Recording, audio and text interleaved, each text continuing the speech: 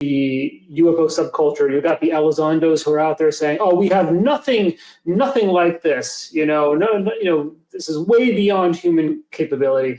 And then you've got the other extreme, which is like the Linda Moulton Howe, the Corey Goode, where they're saying, "Oh, not only do we have this stuff, but we're out in other galaxies, and we have alliances with."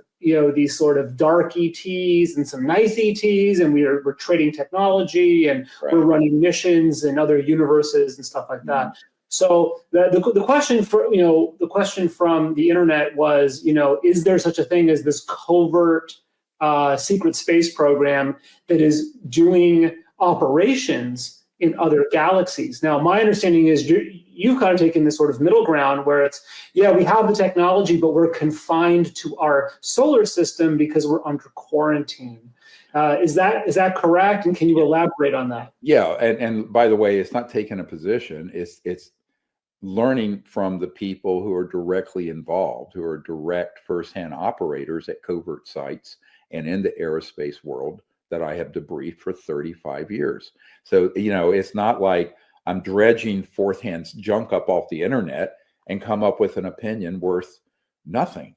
I hate to say this. I'm not trying to be bombastic. So I push back on that. No, it's based on the fact that I have debriefed pushing 1,000 guys and women, many of whom have been involved at the upper end of those programs. None of them. Now, have we gone to the moon and Mars? Yes. Did that ARV that you see that was at Norton Air Force Base, you can put that up, that was in the hangar, the 3 of them, did those go around our solar system? Yes, before we landed on the moon. But do we have a program going out interstellar, intergalactic? No, because the ETs aren't going to allow that until we become nominally civilized. Now, it makes for a very good space cowboy movie to have a rogue group of humans working with these evil aliens, and then the good ones, and it's great for Star Wars and Independence Day and selling tickets to UFO conferences, books, and videos. But if I had any evidence of that, I would change what I'm saying.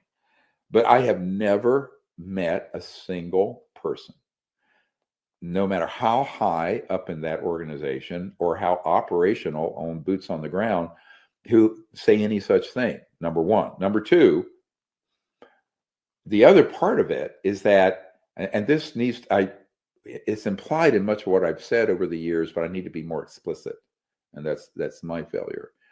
I have never debriefed an operator who has been on retrieval teams dealing with the ETs that have ever encountered a hostile or violent one. They've never picked up a reptilian.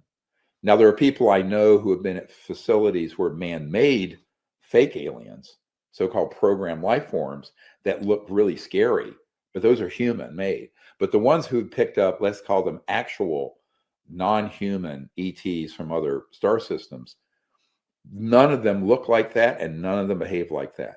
Now, I would think that if given the depth and the breadth of the people I have debriefed, if any of this mythology were true, at least a couple of them would have in fact seen and have that information. No, you look at what Jake Barber said about the beautiful connection he had with an ET that was in one of these craft. Sergeant Clifford Stone recounted the same experience. The witness that's in this new illustrated book that I did with Michael Schratt, that has TE. I referred to him earlier. He had this direct encounter with these 2 ETs from the ship they had downed that hadn't been damaged. And he said they were the most beautiful. I have not talked to a single, and let me add one more data point. I have been head of a CE5 contact operation since 1990. This is the 35-year anniversary.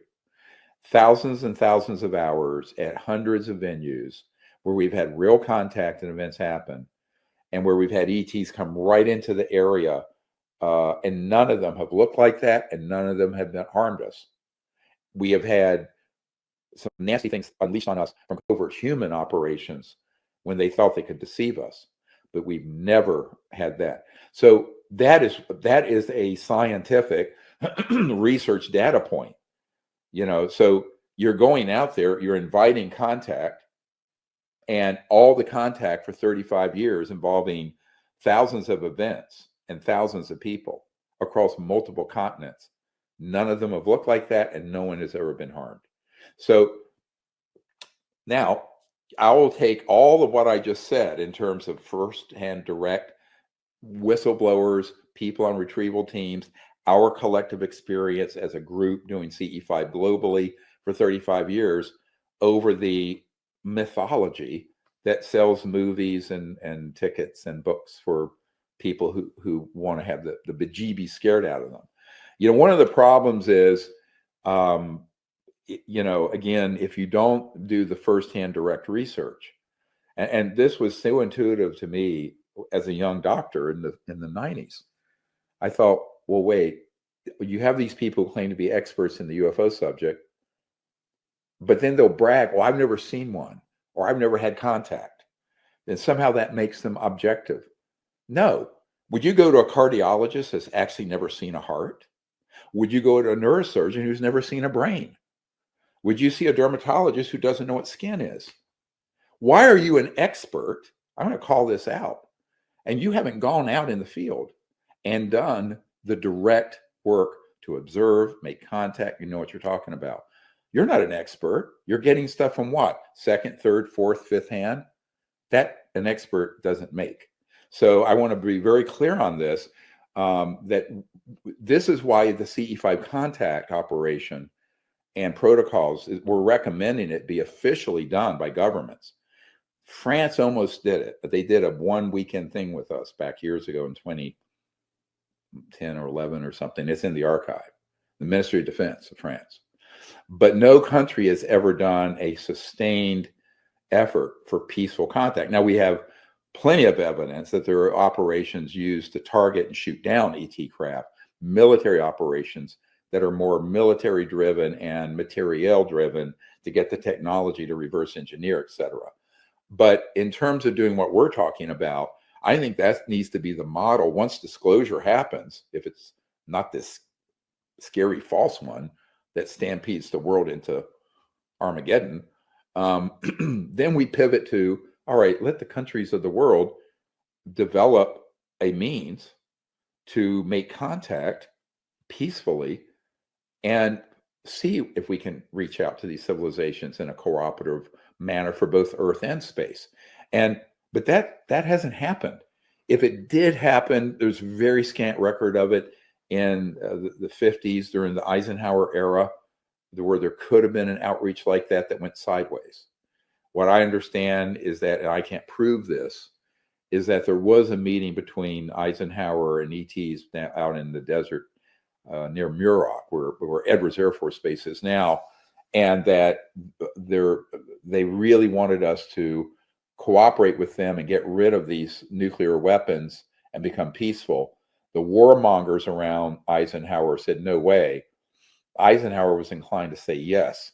And that's why they separated the president from those operations in the late 50s. And to my knowledge, this is why it's been dysfunctional ever since. Because the war profiteers, the warmongers, the sociopaths, the people who want to control the technology, those people surpassed control access, let's call it, from the president and the Congress. And it's gone sideways for almost around 65 years now. So, and by the way, that was why Kennedy was killed, because he was determined to get control of this. He fired Allen Dulles, CIA director, who helped found the CIA. And my understanding is that they went, oh no, you're not going to do this. And in November of 63, of course, everybody knows he was killed. My understanding is that the truth about that assassination is very directly connected to him trying to get back under control of these UAP, UFO programs. So we've got another question, which is actually a really interesting one. There is this footage that has been circulating and getting so much attention and so much debate